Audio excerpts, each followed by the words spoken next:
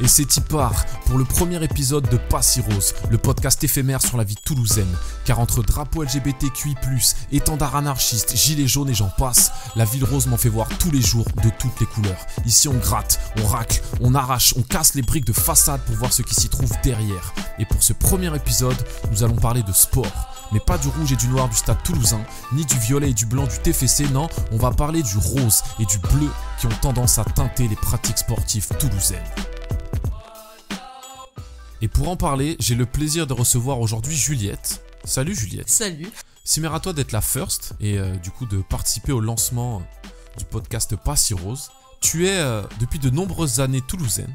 Je crois bien à peu près 10 ans presque. Pratique Toulouse de manière quotidienne. T'as passé une licence STAPS à Paul Sab. T'as enchaîné avec un M1 et actuellement tu suis à Grenoble un diplôme d'université dont l'intitulé exact est Égalité femmes-hommes, qui a pour caractéristique d'aborder la question de genre, de trouver des moyens d'action pour promouvoir concrètement cette égalité et du coup lutter contre les discriminations de genre. C'est ça, c'est exactement ça. Pourquoi aujourd'hui parler tout simplement des pratiques sportives toulousaines ? Qui dit premier podcast, je me suis dit je vais faire un truc personnel et parler d'une de mes premières galères à Toulouse, qui a été du coup avec une pote. On s'est dit mais viens, on va faire du sport ensemble cette année, on va se motiver. Et du coup ça a été plus long de trouver un sport que de faire du sport. Sur tout ce qui est sport individuel on va dire, j'avais plus d'une trentaine de choix de disciplines qu'on pouvait pratiquer à deux, et dans le sens on peut vraiment pratiquer quoi, c'est pas un truc occasionnel. Ah regardez, le 8 mars on a fait une journée mixte, tu vois. Par contre en sport co, ce qui était le plan de match, on a trouvé 3 disciplines, genre un club de rugby à toucher, de l'ultimate et du flag, qui est une version, on va dire, allégée et moins violente du football américain. Pour toi, qu'est-ce qui pourrait expliquer que dans une ville comme Toulouse, on arrive à un 1 pour 10, quoi, tu vois ? Je pense que c'est le fait que ça soit une grande ville favorise aussi le côté de... En fait, comme il y a assez de personnes, en tout cas, pour qu'il y ait de la non-mixité, si jamais on veut de la non-mixité, en tout cas, ça permet la non-mixité si jamais c'est un peu le but des clubs et des fédérations. Par exemple, en campagne, tu vas peut-être moins facilement avoir ce genre de problématique parce que comme il y a peut-être moins de personnes déjà à la base, du coup, ils sont obligés de faire des entraînements collectifs, quoi, aussi sur des choses comme ça. Mais du coup, entre le sport co et le sport indiv, je pense que c'est aussi tout le côté de, comme il y a le côté sport co, en tout cas, il y a tout le côté équipe, et du coup, on va entraîner une équipe à, du coup, après, aller peut-être dans la compétition ou quoi que ce soit, et du coup, il faut que l'équipe s'entraîne ensemble, et comme les compétitions sont structurées sur quelque chose de binaire entre filles et garçons, dans tous les cas, en fait, les équipes et les entraînements vont être aussi non mixtes, en tout cas, sur la plupart de ces pratiques-là. Il y a vraiment ce côté, tu vois, affrontement, dominer l'autre équipe, battre l'autre équipe, et du coup, même dans les pratiques, quand j'étais petit... sur des sports co, plus de tendance à avoir plus d'équipes hommes que d'équipes femmes, alors que sur des sports plus, je sais pas, on va faire du tennis, on va faire du badminton, on va faire de la danse, il y avait déjà un peu plus de mixité en termes de participants et de participantes. Et est-ce que tu vois, je sais pas, en termes de valeur, en termes de... Après, c'est tout le côté de, effectivement, dans les disciplines artistiques et gymniques, on va avoir beaucoup plus de filles, et dans les sports co, du coup, avec cet aspect plus compétitif, on va avoir plus de garçons. Et du coup, ça, c'est un peu tout le côté de... c'est aussi ce qui est créé et produit un peu par la société, le côté de là si c'est quelque chose d'artistique et du coup qui doit être beau esthétiquement, du coup va plus les filles vont plus en gros facilement se retrouver à l'intérieur. Et sur le côté opposition et compétition, effectivement, il y a aussi tout ce truc de construit social, en tout cas qui est créé par juste l'apprentissage et l'éducation aussi à un moment donné, et par les groupes de pairs et par tout ce genre de choses en fait. En gros, même maintenant, c'est super déséquilibré entre, effectivement, les filles qui s'inscrivent dans des sports co, et encore sur le hand, par exemple, ça va, le basket, ça va, mais le foot, par exemple, est super masculin, et le rugby aussi, et le rugby encore plus que le foot, d'ailleurs. En termes de personnes, ou aussi en termes de ce qui est véhiculé par le sport, par l'imagerie qui est autour du sport, par... Alors déjà juste en termes de personnes inscrites à l'intérieur, genre en termes de personnes qui sont affiliées à l'association, et aussi en termes de valeurs, effectivement, il y a tout ce côté de la représentation de construit du viril en fait, de on va s'affronter, il y a du contact physique, et le contact physique, il y a tout ce côté de si c'est physique, du coup c'est plus associé au masculin qu'au féminin effectivement, et tout du coup ce qui va être plus artistique et gymnique, et où on va en tout cas prendre du temps sur la construction de l'artistique à l'intérieur de la gymnastique par exemple, ou tout ce genre de choses. Là on va avoir tout le côté du féminin qui ressort dans ses belles valeurs, quoi. Du coup je me dis, est-ce que pour moi je vois aussi une distinction entre le physique dans un rapport de domination et le physique pas dans un rapport de domination, alors j'ai peut-être pas les mots, tu vois, ou ce que tu dis, où on va chercher de l'artistique, on va chercher quelque chose de plus raffiné, et du coup je te rejoins vraiment sur le côté où pour moi il y a dans des sports co un côté physique domination qui est rattaché à la norme masculine. Ouais. Il se ressent, après ce sera un autre débat sur plein d'autres choses politiques, etc., mais ouais, qui se ressent. Et c'est pour ça que j'ai insisté tout à l'heure sur le côté le club des Ours de Toulouse, qui est donc le club de football américain. La fédé de football américaine a une branche de flag, donc c'est une version sans contact où on s'arrache, on a des petits queues sur le côté, là, tu vois, un peu les jeux comme quand j'étais petit à la trappe-trappe. Même si c'est pas vendu comme ça, tu vois, à l'origine, il y a le côté, c'était la version plus light, moins rentre dedans. Bah, exactement comme le rugby touch aussi, hein. C'est du rugby où à la place de plaquer, bah tu touches, quoi. Donc c'est un peu le côté de, il y a moins de contact et en tout cas il y a moins de pseudo-violence dans les sports qui sont du coup à proposer aux femmes, parce qu'on imagine, enfin du coup dans l'imaginaire collectif, il y a un peu ce truc de la femme, elle va pas pouvoir subir, ou en tout cas elle va pas vouloir avoir de la violence dans le sport, ou même pas que dans le sport d'ailleurs, en général dans la vie. Enfin, après je sais pas si c'est lié à cette discipline-là en particulier. Mais du coup, là, c'est un peu pour moi une envie qu'ont eu les fédérations aussi d'ouvrir leur sport, à mon avis, à la pratique féminine, et qui se sont dit, on va alléger la charge de ce sport qui est considéré un peu comme violent pour que les femmes puissent s'intégrer à l'intérieur, en fait. Où je pense que les fédérations ont voulu intégrer des participantes parce qu'il devait pas y avoir beaucoup de participantes, et du coup, ils ont créé une nouvelle discipline en espérant attirer plus de femmes à l'intérieur, quoi. Ouais, en enlevant le côté un peu viriliste qui pourrait en ressortir. Ouais. D'un certain côté, c'est bien parce que ça permet une pratique à toutes et tous. Mais est-ce que du coup, c'est pas aussi conforter les deux côtés entre guillemets genrés de... Ah bah si, clairement. Mais après, je pense que sur les dirigeants des fédérations s'inquiètent pas tant pour le côté de est-ce qu'on continue à véhiculer des stéréotypes de genre, mais ils se disent si on peut attirer plus de participantes pour notre discipline, nous ça va nous servir, parce que du coup il y aura plus de suivi médiatique, il y aura plus de visibilité. Ouais. Et après il y a aussi tout le côté de, effectivement, étatiquement, enfin en tout cas ou municipalement, il y a des aides du coup qui sont des aides financières qui sont apportées aux fédérations qui ouvrent leurs pratiques. Ouais, un peu entre guillemets discrimination positive, ça nous permet une sub, etc. Sur ce côté, on s'ouvre, on essaye d'enlever le viril.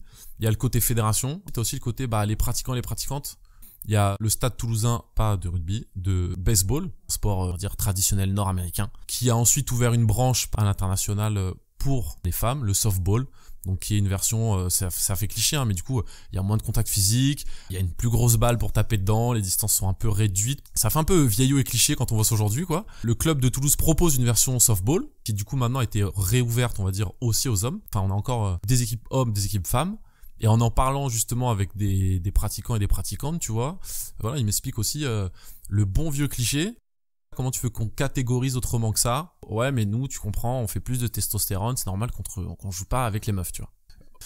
Ton avis, toi, sur la question de est-ce que c'est possible de définir, de catégoriser différemment le sport ou pas? Est-ce que la bonne vieille question de la testostérone marche encore ou pas? Oui, alors la testostérone, ça en fait, c'est sûr que ça existe, donc effectivement, genre, basiquement, les hommes vont avoir plus de testostérone que les femmes, mais en fait, ça, c'est aussi super variable en fonction du moment, par exemple, auquel ça se passe. Il y a plein de moments où, par exemple, entre deux hommes, il y aura plus d'écart de testostérone qu'entre un homme et une femme aussi. Du coup, il faut aussi relativiser un peu ce côté hormonal à l'intérieur de la pratique où, la testostérone, ok, ça favorise la prise de muscle, mais ça favorise pas, ça veut pas dire que du coup l'homme va forcément être plus fort que la femme aussi sur ce moment-là. C'est-à-dire que ça dépend de comment les personnes se sont entraînées avant, comment les personnes ont développé leur musculature. Ok, j'ai plus de testostérone, du coup forcément je suis plus fort. Déjà le lien de causalité est biaisé parce qu'il me manque genre une étape à l'intérieur. Pour moi, il y a autant de différences aussi des fois entre deux garçons qu'entre un garçon et une fille. Jamais on va se dire parce que t'es grand, on va pas jouer avec toi par exemple. On pourrait séparer les catégories par taille ou par poids ou par même musculature quoi. Enfin, ça serait vachement plus pertinent que de séparer du coup entre garçons et filles qui vont avoir plus de différences intra du genre que extérieur quoi. Du coup, Encore pour moi la prise de muscle c'est plus lié à des efforts explosifs que tu vois genre un marathon ou un truc plus cardio. Je vois une différence dans le sport, mais c'est effectivement au niveau international, les gens ils voient ça, hein, tu vois, Usain Bolt, c'est Usain Bolt. Hein.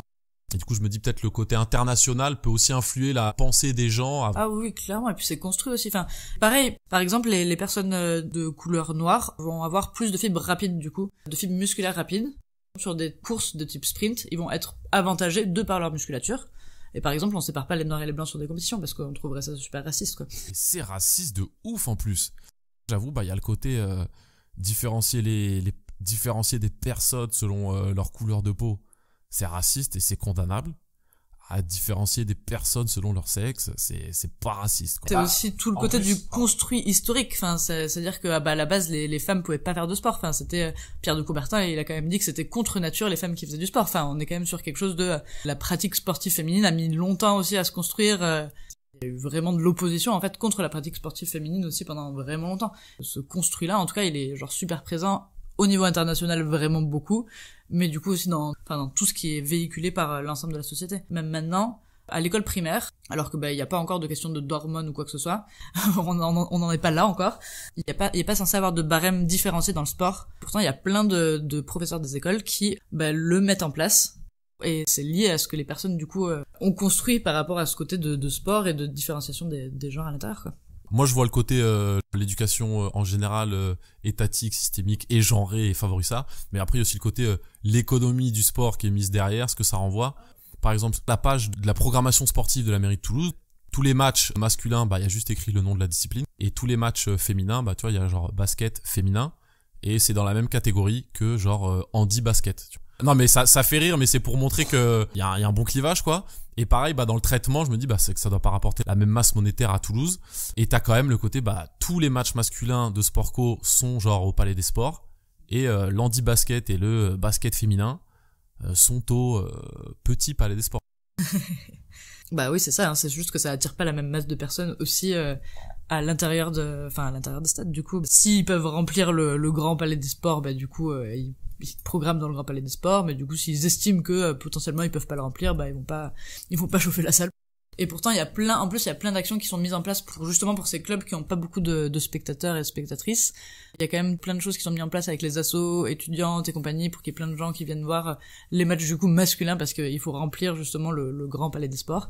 Et pourtant à contrario, il y a pas forcément grand chose qui est mis en place pour en tout cas pour accueillir plus de public dans les sports féminins. En tout cas, moi, j'ai jamais vu de grosses communications avec des places gratuites et des trucs comme ça. Franchement, ça va être trash, mais je crois qu'une des seules manifestations sportives que je vois tous les ans à Toulouse, féminine, mise en avant en termes de, on a mis de l'argent en tout cas, en termes de communication, en termes de flyers, en termes de lieux. Je sais pas si c'est une marche ou une crosse pour les femmes atteintes du cancer du sein et genre tous les alliés qui veulent soutenir. Ouais, c'est ça. Peut-être de temps en temps, tu dois voir si jamais il y a le club de Toulouse de gym qui organise les championnats de France ou un truc comme ça, tu vas avoir de la grosse communication dessus aussi, mais sinon, non, pas de temps sur le reste, quoi. Là, je vois genre, je sais pas, il y a 2 mois, il y avait les sélections au JO d'escalade. Je crois que ça avait lieu à Plagnac. T'avais genre dans les 15 plus grands et grandes grimpeurs, grimpeuses mondiaux. Pas de com, pas méga mis en avant. Donc effectivement, il y a le côté genré, mais en fait, je me dis plus une réalité, c'est économique. Ah oui, complètement. En fait, ça dépend aussi des lignes d'action des fédérations aussi. À mon avis, ou pour l'escalade, par exemple, pour le coup, ils doivent pas accentuer le côté merchandising de l'escalade, d'ailleurs, pour que ça soit une discipline qui devienne olympique que maintenant. Pour moi, le merchandising se fait sur autre chose que sur le visionnage de compétition et plus sur du matériel associé. En gros, il y a la valeur un peu de l'escalade et du coup des sports de pleine nature on est là à la base contre l'environnement et pas contre quelqu'un, et du coup ça doit pas forcément générer d'argent non plus. Le sport co, c'est très affiché et très clair que il y a tout un côté commercial de ouf derrière. Là, en vrai, je vais à Jean-Jo. Franchement, j'ai plus de chances de croiser un maillot du PSG Neymar que un maillot avec un nom, et j'avoue, j'en connais même pas, de l'équipe féminine du PSG. Il y a un autre truc que je me suis dit, c'est que sur les 3 sport co qu'il y a à Toulouse, il y a une volonté politique derrière. Donc je vais juste te lire quelques petits trucs et tu vas me dire ce que t'en penses. Tu vois, par exemple, l'Ultimate, sur le site internet toulouseultimate.org, leur page d'accueil, quoi, c'est quoi l'Ultimate? On peut le jouer en mixte. Et ils t'expliquent c'est quoi leur mixité, moitié fille, moitié garçon. On peut le jouer en féminin ou en open. Déjà, tu vois, ils prennent le parti, on veut pas de catégorie homme. C'est un sport auto-arbitré et fair play. Les joueurs et joueuses, c'est moi qui ai rajouté joueuses, en vrai, c'était pas épicène. Mais bon, les joueurs et joueuses doivent appeler eux-mêmes les fautes commises sur eux et elles. Les joueurs et joueuses concernés par l'action doivent ensuite se mettre d'accord. L'Ultimate met en avant l'esprit sportif, le fair play. La compétition est encouragée, mais jamais aux dépens du respect entre joueurs et joueuses, de l'acceptation des règles et du simple plaisir de jouer. Ça, c'est le premier. Et après, le deuxième, le club de rugby à toucher de Toulouse, Brick Bourrassol Rugby International Club. Là, le drapeau qui est utilisé pour l'imagerie antifasciste et le rouge et noir, souvent associé, on va dire, au communisme, à l'anarchisme ou à l'anarcho-communisme. Qu'est-ce que tu penserais, toi, de ces deux approches de hockey? C'est une volonté Alors j'ai pas le mot, mais Pour moi, c'est clairement une volonté parce que effectivement, ça s'oppose un peu au système qui est super binaire. Mais après, je pense qu'il y a deux cas différents. Il y a vraiment ce truc du rugby touch où, du coup, là, c'est vraiment le club qui, à mon avis, localement s'est monté et qui, du coup, avait ces valeurs-là et du coup, s'est positionné. Mais par exemple, pour l'Ultimate, là, c'est vraiment quelque chose qui est avec la fédération et qui se passe à plus grosse échelle où, du coup, il y a eu l'envie de créer aussi un sport autrement. Enfin, même par le côté auto-arbitré et tout ça, il y a eu cette envie de créer un sport qui était pas que dans la compétition et dans l'affrontement. Et en fait, je me dis, bah, est-ce que le fait de tout faire, tu vois, on fait en open, on fait féminin, on fait mix, mais pas d'équipe homme, c'est peut-être aussi un moyen d'éviter le sport viriliste. On garantit que notre fédération ne tombera pas dans des travers de on finit avec un maillot avec écrit Neymar Junior de l'Ultimate, quoi, tu vois. Ouais.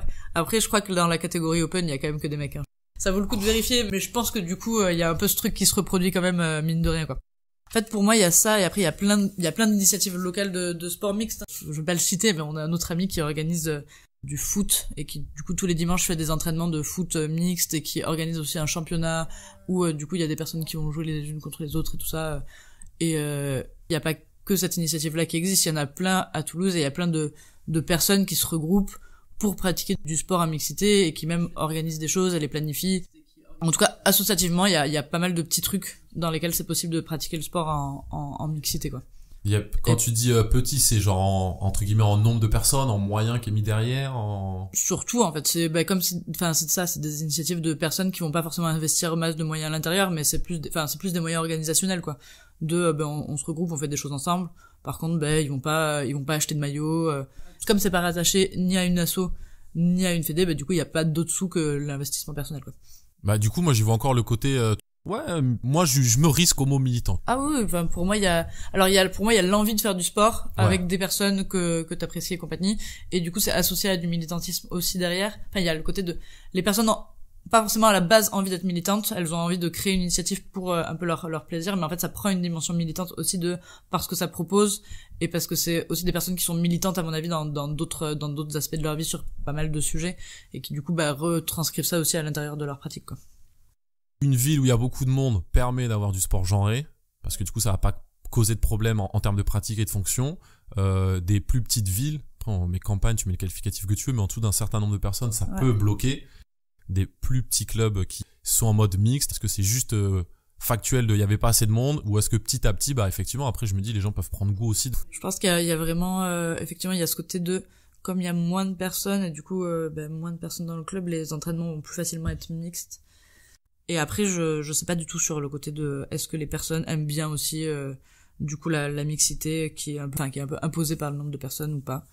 C'est vrai que t'en as qui pourraient le voir à l'inverse, genre en fait c'est relou, j'ai 15 ans dans mon modèle social, je voulais être dans l'équipe de foot et il y a ma sœur, tu vois. C'est ça, par exemple.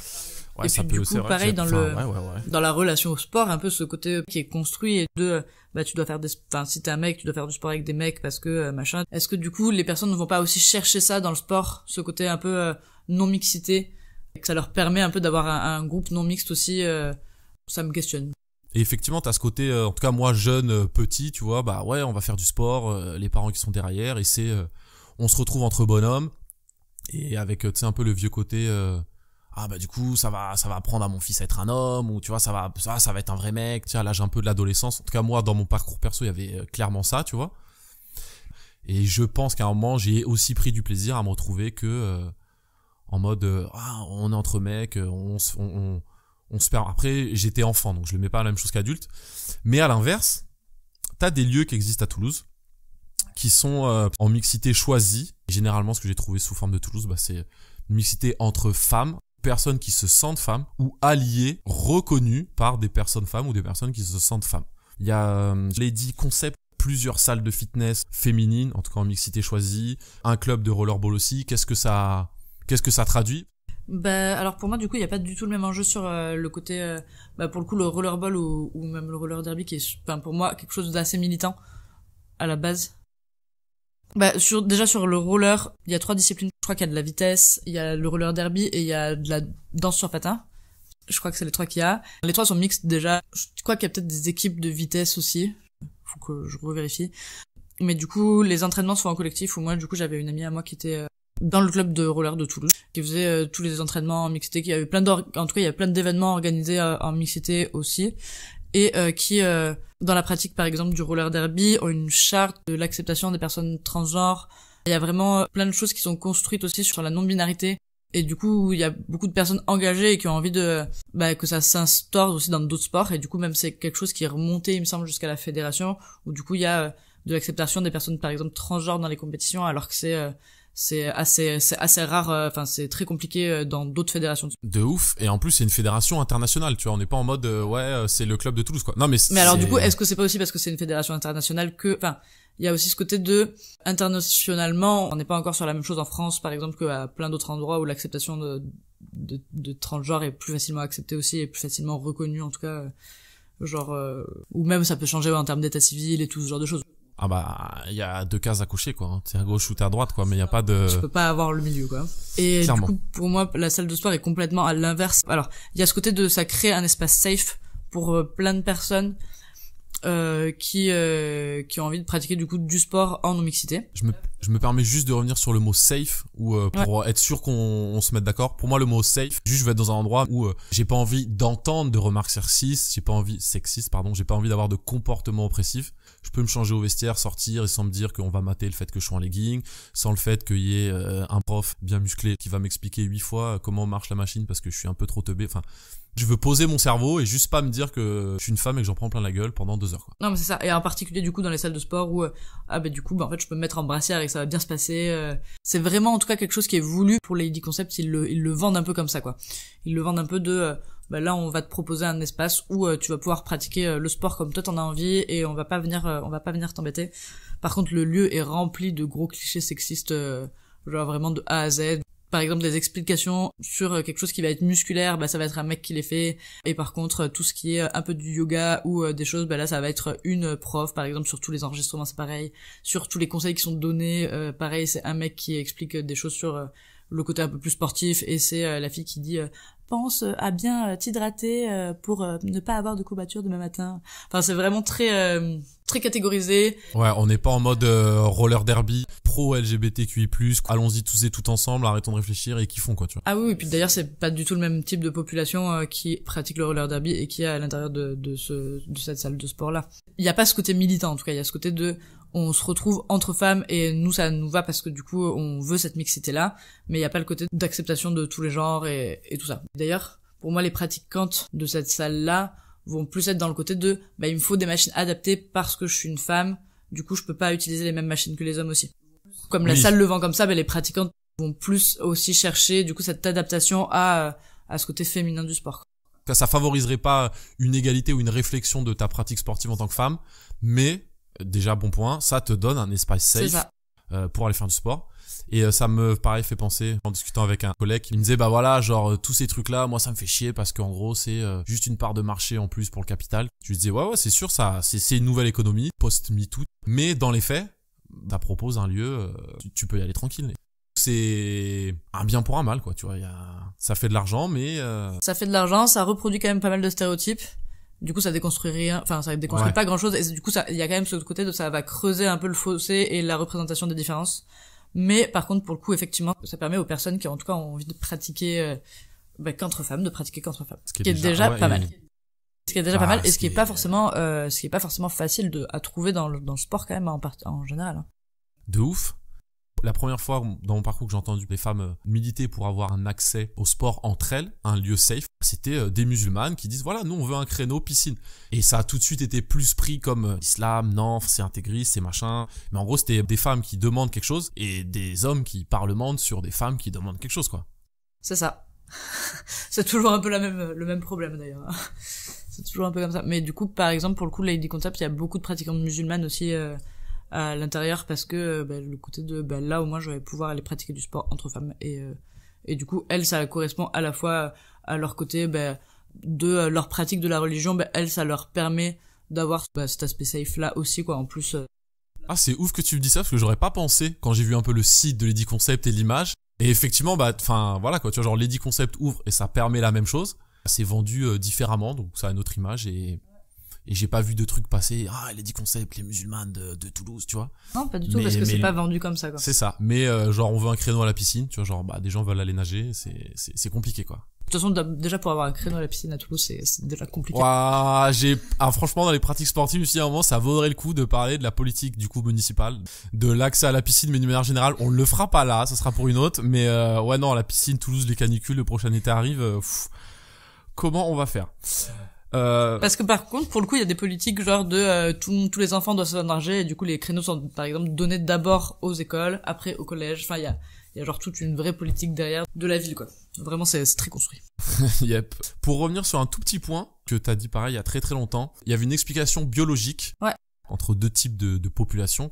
Quand on divise les êtres humains en disant les personnes occidentales blanches sont plus comme ça et les personnes racisées sont plus comme ça, si on en arrive à la conclusion que une est au-dessus de l'autre, pour moi c'était du racisme.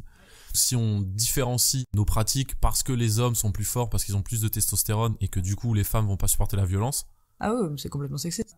Pour moi c'est complètement sexiste, mais en vrai je me dis même ça me renvoie les mêmes mécanismes racistes. Tu utilises la femme en dessous de l'homme ou le noir, tu vois, l'arabe, tout ce que tu veux, et en dessous du blanc, en vrai je vois la même chose. Mais en fait il y a complètement les mêmes mécanismes, mais c'est pareil, là pour le coup c'est encore quelque chose qui a été construit. En gros, il y a, je sais pas, au moment un peu des lumières et tout ça. Du coup, il y a eu un peu le côté de, on découvre que, du coup, le sexe de la femme, c'est pas le même que celui de l'homme. Et ça a été utilisé énormément, du coup, pour construire la différence entre les hommes et les femmes. Et, du coup, accentuer le fait que la femme pouvait pas faire la même chose que les hommes. Parce que, du coup, la femme était inférieure à l'homme. Et ça a été quand même marqué dans énormément de textes, de lois, de dictionnaires, d'encyclopédies, tout ce qu'on veut. Où, du coup, ça a été acté, en fait, à un moment donné, que la femme était l'inférieure de l'homme. Et du coup, ça, c'est un peu des anciennes constructions qui restent et qui se reproduisent, mine de rien, au fil du temps, quoi. Coubertin a quand même dit le sport des femmes c'est contre nature, c'est pas possible, enfin c'est vraiment, et on parle de quand même quelqu'un qu'on reconnaît et qu'on est un peu dans l'idéologie des JO, qui est reconnu nationalement, internationalement comme le maître du sport. Penser quoi, qu'à créer les JO, je sais pas trop dans les écoles maintenant, mais quand j'étais petit, tu vois, c'était l'esprit Coubertin, c'était une formule qui était belle. Fair play, tout ça, c'est lui quoi. Enfin. Tant qu'on parle d'école, tu as fait une licence et un M1 STAPS. Là, on parle de Toulouse, la pratique du sport, mais Toulouse a la chance d'être un lieu où on enseigne l'enseignement du sport. Si t'as quelques mots à nous toucher sur comment le sport, en tout cas la pratique sportive, se réfléchit à Toulouse. Du coup, sur un peu le côté recherche, il y a quand même un gros labo de sciences sociales du sport, du coup qui est affilié au STAPS, et du coup avec beaucoup de sociologues qui se revendiquent féministes, en tout cas aussi dans ce qu'elles font et dans ce qu'elles disent, et qui du coup ont beaucoup étudié la différenciation dans le sport, la construction sociale de la différenciation, et du coup aussi les rapports sociaux à l'intérieur de groupes et d'équipes de sport co non mixtes. Mais sur l'apprentissage en dehors de ces personnes-là, du coup, qui font partie de ce laboratoire de recherche et qui du coup essayent un peu d'ouvrir l'esprit aux étudiants et aux étudiantes sur du coup ces aspects-là, pour le coup il y a des barèmes différents entre les filles et les garçons sur la notation par exemple dans le sport. En fait les barèmes se fondent sur les championnats nationaux, et même si c'est pas l'intégralité de la note ou quoi que ce soit, ça en fait quand même partie. On a encore aussi des notations sur de ta compétence dans la discipline, dans la discipline même, alors qu'en fait, pour le coup, c'est pas parce que t'es fort dans une discipline que tu vas bien réussir à l'enseigner. Mais ouais, et du coup, il y a aussi pareil, au sein du STAPS, en tout cas, des grosses problématiques entre la hiérarchie et des personnes, des laboratoires, avec des situations de harcèlement, des choses comme ça qui ont déjà été bien vécues et qui sont en plus de ça su de beaucoup de personnes, du coup des étudiants et des étudiantes, avec aussi des situations de cas de grosses dragues et d'échanges de faveurs contre des notes et des choses comme ça qui sont bien sues de plein de personnes quoi à l'intérieur.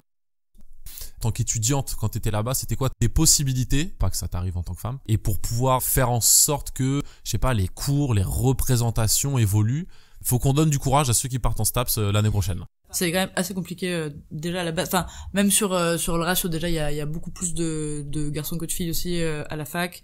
Il y a une asso du coup qui est plus un B2 qui organise des soirées et compagnie, mais qui à mon avis peuvent être et qui peuvent être des personnes ressources sur ce genre de situation, mais qui se sont pas encore penchées sur la question pour le coup. Donc ça vaudrait peut-être le coup qu'ils s'y penchent un peu, parce que du coup, même moi en étant étudiante, j'ai quand même appris au moins 2 ou 3 situations de pseudo-harcèlement de profs mecs sur des élèves. Est-ce que on est d'accord sur notre définition de pseudo-harcèlement qui est, en gros, c'est du harcèlement, Mais vu qu'il y a pas trop de gens qui l'ont trop dit, on se sent pas encore légitime de dire c'était du harcèlement, tu vois. Ah, mais c'était du harcèlement. Ouais, voilà. Et en tout cas, il y a eu aussi tout le côté de, il se passe quelque chose entre nous, je te donne une bonne note, il se passe pas quelque chose entre nous, tu auras moins de 10. Enfin, vraiment du chantage à la note et du coup, avec ce rapport hiérarchique super exploité, voilà. Mais du coup, il me semble aussi qu'il y a des plaintes entre des personnes du laboratoire et des personnes aussi de la direction. Et je me posais la question, nickel, comment enchaîner après ça, c'est parfait, sur le cursus sportif de STAPS. Est-ce que les disciplines sont imposées? Est-ce que tu as des choix de disciplines dans toi, ton parcours? Alors, dans moi, mon parcours, après, ça a changé là depuis, donc je sais pas exactement. Dans moi, mon parcours, la seule discipline qu'on pouvait choisir, c'était l'activité de pleine nature. Et tout le reste était, du coup, déjà fixé, donc il y a plein de choses différentes, mais qui, du coup, étaient imposées par groupe. Les seuls groupes, du coup, il y avait un peu des disciplines imposées, c'était des groupes dans lesquels il y avait des personnes en handicap en situation, enfin, qui étaient en inclusion à l'intérieur, où par exemple, il y avait du basket fauteuil et des choses comme ça pour que les personnes, du coup, puissent pratiquer, et du coup, toute la classe faisait. Mais pour le coup, là, il y a plein de choses qui avaient été réfléchies pour l'inclusion des personnes en situation de handicap. Toi, dans ton parcours, tu t'es dit, j'ai vu un éventail de sports très large, ou t'es plus parti du côté, j'ai quand même l'impression d'avoir fait beaucoup de sports co où il y a de la physique, de domination. Alors sur les valeurs du sport en tant que tel et un peu leur promulgation, pas tant. Par contre, dans la diversité des activités proposées, il y avait vraiment beaucoup de choses et tout le monde devait tout faire. Puis, du coup, il y a vraiment, en tout cas, l'entièreté un peu des disciplines sportives qui étaient proposées à l'intérieur, quoi. Si je me permets d'insister là-dessus, c'est parce que pour moi, c'est un enjeu important dans une ville. Les billes que moi j'ai en tant qu'individu pour enseigner une discipline et comment je vais sur le terrain m'en sortir. Il y a quand même un module de enfin il y a des modules et du coup il y a pas mal de sociaux aussi et de comment se créent les représentations entre filles et garçons, et du coup ces cours-là en tout cas sont enseignés vraiment aux étudiants. On a pas mal de cours sur sport, genre, éducation. Parce qu'en vrai l'enjeu après c'est que tu vois plein de choses dans les cours d'école. La place que va prendre le match de foot des garçons. Et du coup, pour moi, il y a un lien entre l'enseignement qu'on va apprendre en tant qu'adulte et ce qu'on va après véhiculer à l'école. Ah oui, clairement. Et puis, du coup, pareil, là, pour le coup, ça a aussi super lien avec toute l'animation périscolaire et tout ce genre de choses là aussi qui des fois aussi a du mal à se re-questionner sur les pratiques qui créent en tout cas des stéréotypes. Le périscolaire, ça touche à tout, ça touche un peu au sport, ça touche à de la vicose. Enfin, déjà, c'est pas la même formation, hein, tu vois, j'ai envie d'être prof ou j'ai envie d'être anime, c'est vraiment pas la même formation. L'école où j'étais quand j'étais petit, c'était les filles qui marquent c'est 2 points, les garçons qui marquent c'est 1 point, tu vois. Et là, la vérité, je dis ça à mes potes, ils rigolent, tu vois, mais je suis là, mais c'est pas si vieux et je te jure que ça a été toute ma primaire. Hein, c'est pas si vieux et ça se met encore en place dans plein de structures périscolaires où moi j'ai travaillé avec des animatrices qui du coup voulaient favoriser la pratique du foot par exemple pour des filles, et qui du coup mettaient ça en place dans leurs activités et qui quand on re-questionnait de ce que ça pouvait représenter et du coup ce que ça pouvait dire, en tout cas pour le coup que les filles étaient plus faibles et que du coup si elles arrivaient à marquer c'était vraiment génial et du coup ça valait bien 2 points. Mais ça se met encore en place, je pense maintenant vraiment à plein d'endroits. Parce que les personnes n'ont pas les enjeux aussi, et sont pas formées, et se rendent pas compte de qu'est-ce que ça peut induire aussi. D'éduquer, tu vois. J'en discutais avec des gens qui sont ouverts en tout cas sur ce genre de discussion, ça leur tient à cœur, des profs femmes cisgenres. Et quand je discute de alors il s'est passé quoi, tu vois, on a fait genre les lions attrapent les gazelles. Ça reste déjà la prédation, la chasse, tu vois. Sport domination, c'est pas mal. Et en gros, un animal masculin qui attrape un animal féminin. Non mais ne fais pas cette tête, on va s'en sortir. C'est le futur, on y croit. Ah oui. Pour moi, il y a aussi tout un truc qui est en train de se passer maintenant. On en entend plus parler, par exemple, qu'il y a 1 an ou 2. Là, pour le coup, il y a aussi des formations qui ouvrent pour former les personnes. Il y a pas mal d'assos qui ont envie de se former à ça et de développer des actions dans ce sens-là. Et effectivement, en tout cas à Toulouse, en cherchant sur pas mal de trucs, t'as ce genre d'initiative. On en a pas parlé, mais un club de rugby, j'ai pas le nom sous les yeux, je suis désolé, de Toulouse, qui était en mode, on veut être un club de rugby gay friendly. Et encore une initiative de gens. Il se passe des choses en tout cas à Toulouse. Est-ce que là, comme ça, tu verrais des points que tu aimerais encore aborder? Ouais, c'était un peu pour revenir sur le côté de contrôle de la féminité dans les compétitions, sur le côté de si t'as trop de taux de testostérone, mais potentiellement t'es pas une femme et on va te dire que t'es pas une femme et que tu peux pas concourir dans des compétitions de femmes, ou alors tu vas devoir prendre un cachet d'hormones. À un moment donné, les personnes doivent prouver leur féminité, alors que jamais on demande à quelqu'un de prouver sa masculinité sous couvert de pseudo-triche qu'il pourrait y avoir de mecs qui se dissimulent dans des compétitions féminines. Enfin, du coup, on te dit potentiellement t'es pas une femme, alors que toi, toute ta vie, tu t'es dit que t'étais une femme et que c'était ça, quoi. Je pense que le cas que tu parles, c'est Caster Semenya, personne caractérisée comme, je crois que c'est hyperandrogène et donc atteinte d'hyperandrogénie. Je cherchais des définitions qui présentent des caractères femmes. Donc tu sais, bon bah ok, c'est un mec écrit. Et après il y avait qui présente des caractères de l'autre sexe. Après il y avait le mieux qui présente des caractères des deux sexes qui sont communément admis. Championne du monde du 800 mètres et on lui dit non. Bah la sanction ça a été arrête de courir. Prends des pilules, voilà, tu l'as dit. Pour ne pas dépasser un taux. Ils expliquent le taux, vraiment ils disent, ils ont tranché, il y a eu une commission d'enquête qui a duré plusieurs années et tout, enfin c'est complètement fou. Et ils en arrivaient, bah le taux c'est ça, faut que tu prennes des médocs. Mais le seul autre endroit où j'ai vu le côté, va y avoir un petit calcul un peu vicieux comme ça, est-ce que tu l'es, est-ce que tu l'es pas, c'est pour tout ce qui est sport paralympique. Et donc il y a une limitation, et je me suis dit, bah en fait mon bilan c'était genre, bah tout ce qui est homme, tu vas pouvoir avoir une pratique de sport. Et tout ce qui est, en fait, au début, j'étais, c'est quoi le lien entre, je sais pas, femme, handicapée, j'étais, c'est quand même un raccourci qui est dur, personne en situation de handicap, pardon. En fait, c'est juste, bah, tout ce qui est pas la masculinité, la virilité. Parce que dans plein de choses, c'est renvoyé le côté, un homme en fauteuil, est-ce que c'est un homme, tu vois? Tu disais tout à l'heure, voilà, les gens qui vont faire des activités n'ont pas forcément les clés en main, que ça soit dans le sport, dans le périscolaire, dans plein de choses. Quel conseil tu pourrais donner aux gens dans une pratique sportive? Je dirais qu'un des points sur lequel peut-être c'est cool d'agir, c'est le côté de bah vas-y, quand on fait des équipes, on n'est pas obligé de faire 3 filles, 3 garçons et que ce soit la même chose dans l'autre équipe, déjà équilibré ou quoi que ce soit. Je pense que mettre le point dessus et dire il faut des filles et des garçons dans une équipe, déjà c'est renforcer aussi le côt de il y a de la différence. En gros elle est visible, et la mettre encore plus visible comme ça, je trouve que c'est dommage. Dans la pratique sportive et l'apprentissage du sport en général, il faut se baser sur les compétences de la personne à chaque fois, et du coup en fait jamais rassocier en fait la compétence de la personne à un sexe, et après du coup continuer à développer les actions de sport mixte en fait qui se mettent en place un peu partout, et voilà. Merci Juliette pour tes conseils et ta venue. Et bien, merci. Si comme moi tu as trouvé cette discussion trop courte et que tu souhaites approfondir le truc, je t'invite à 2 choses. Écouter l'épisode 19 du podcast Les couilles sur la table et de sortir de chez toi pour te renseigner sur ce qui se fait. C'était le 2e épisode de Pas si rose, le podcast éphémère hebdomadaire. Tu peux l'écouter sur la majeure partie des plateformes de diffusion, Spotify, YouTube, Deezer et j'en oublie. Merci pour l'écoute, allez, à plus.